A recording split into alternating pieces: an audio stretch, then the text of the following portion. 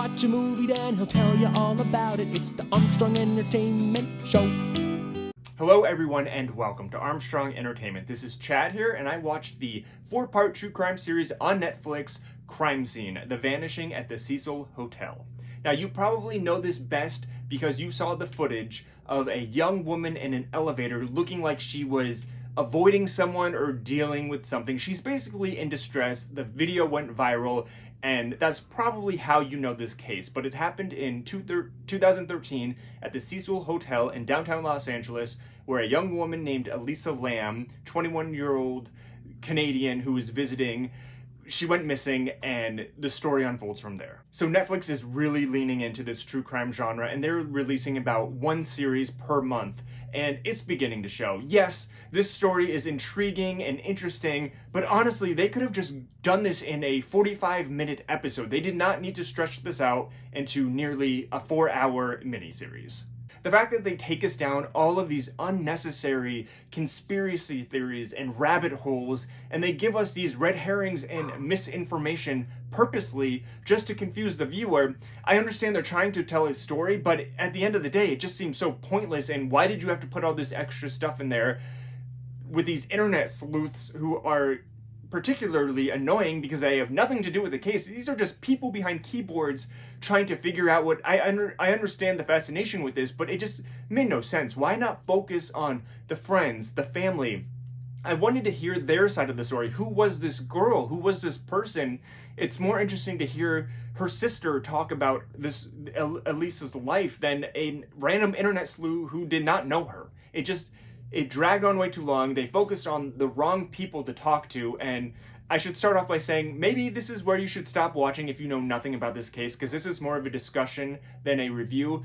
But if you like true crime, you're going to like this series, because all true crime series are fun to watch at some point. Episode 1 was by far my favorite. I really enjoyed how they went into the history of the Cecil Hotel in downtown Los Angeles. They explained Skid Row, they gave facts and numbers, and they really gave a full picture of what it was like to be staying at the Cecil Hotel, which was known as a traveler's hotel. I also have a personal connection with this area because I worked at a restaurant not more than 10 minutes away from the Cecil Hotel. So I literally went back on my iCalendar into 2013 and looked to see what I was doing on the day of her disappearance to make sure I didn't do it.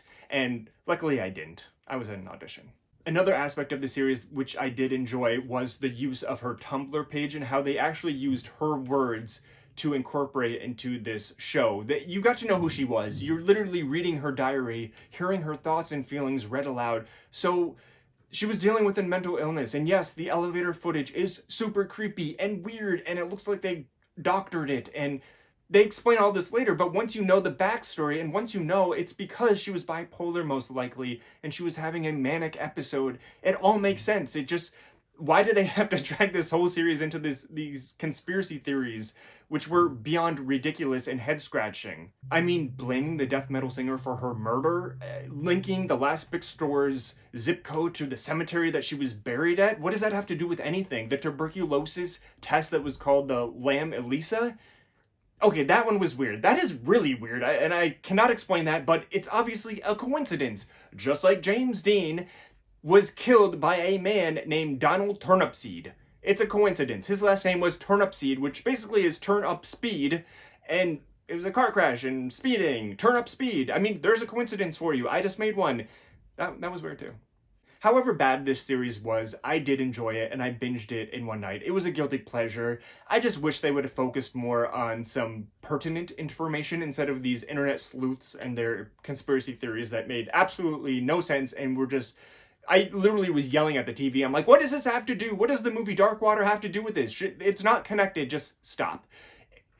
And the bottom line is, if they would have just told us from the beginning that the lid was actually open on the water tank, that's it. That's it. End of story. No foul play. She was not murdered. She crawled into that tank herself, dealing with a manic episode, and she drowned. It's as simple as that. The whole time they had us believing that the tank was closed because, of course, there was the problem there where the police officer said that by accident, but it was miscommunication. But it just shows you how one little thing can mess everything up. It's like the lid is open or the lid is closed. If the lid is open, then she did it herself, most likely. If the lid is closed, then you've got somebody was there with her.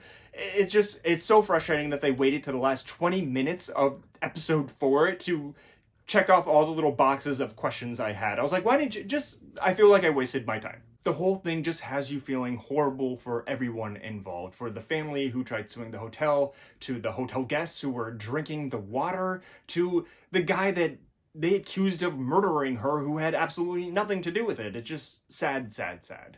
There was no evidence of foul play. It was an accidental drowning brought upon by mental illness. And I think one of the internet sleuths summed it up best by saying, if you get too deep, you lose perspective. And that's literally what happened with these internet sleuths and what they did and how they just took this story and ran with it. And just, the conspiracy theories annoy the shit out of me and I can't stand them. And this show was, yes, very entertaining, but also very frustrating to watch. So what do you guys think? I'm sure a lot of you don't agree with me, thinking that this is an accidental drowning, and maybe you think it was murder or something else. Please let me know in the comments below. I'm curious to read them.